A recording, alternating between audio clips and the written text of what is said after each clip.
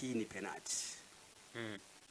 Kwangu mimi hii ni penalty kwa sababu angalia mpira alivyoupiga Hassan Dilunga HD ambaye ndio alipiga ile pasi.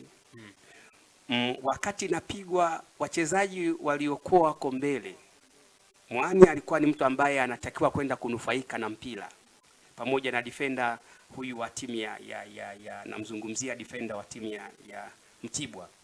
Sasa ndani ya penalty box, mkishakuwa kwenye penalty box, kwenye misconduct, hautaki kufanya madhambi ya aina yoyote, kwa sababu kama unaweza ukafanya madhambi ya aina yoyote, maana yake advantage anayokwenda atakwenda kupewa mchezaji wa timu pinzani. Sasa kuna mkono hapo ulinyanyuka ambao ukiangalia kwenye picha za ukiangalia nyuma yaani ukiangalia ile video kupitia kulia unaweza usiuone kama kuna mkono aliunyanyua mchezaji wa Mtibwa kama anakwenda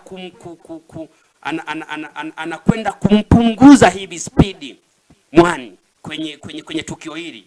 Sasa ukishakuwa kwenye penalty box ndio ile ambayo Chama alifanya. Unajua kwenye eneo hili ukiguswa, kama utaguswa ukianguka chini ni penalty. Sasa kuna mkono hapa ulienda kumgusa moja kwa moja mchezaji wa timu ya Mbeya City ambaye kwangu mimi si kwa maana ya kwamba alivyoanguka ni kiwepesi. Kuna msukumo kidogo aliguswa akaenda chini. Maana yake nini?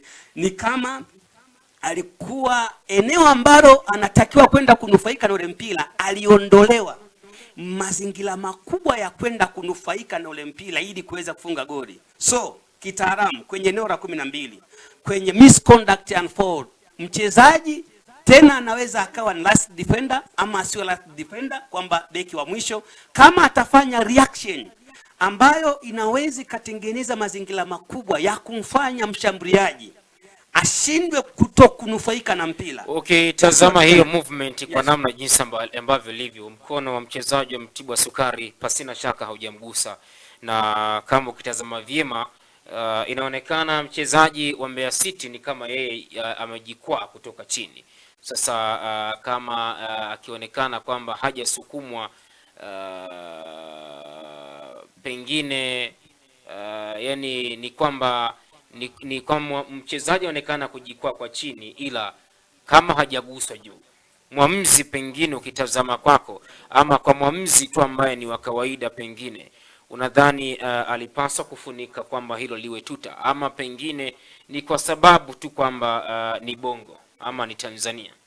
Kwa tukio hili lilivyokuwa ambavyo nairudia tena, yani hata ningekuwa mimi referee hakuna usaidizi wa VAR, na ninajaribu kurudia hapa vizuri ili tukio mimi ningefunika. Unajua